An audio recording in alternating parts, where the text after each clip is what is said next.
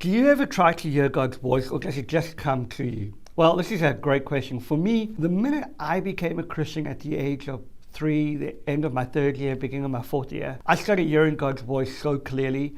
It's been an everyday experience for me. I talk to him like I talk to any one of my friends. I have an internal dialogue that's going on all the time because I'm so aware of his presence. Having said that, for many of us, when we become Christians, that's our first experience of hearing God's voice. And as we begin to rest in that experience, we begin to grow more and more. And the massive difference between someone who regularly hears God's voice and those who don't is just the ability to lean in and discern his voice on a more regular basis. And so I want to encourage you, if you're striving to hear God's voice, that's not the starting point. The starting point is to rest and remember that God called you first, and that he's a good father and wants to communicate to you all of the things that's on his heart. And as you begin to recognize the nuances and the little leadings that he gives you, as you begin to lean into that, you'll begin to grow more and more, just like I did. Even though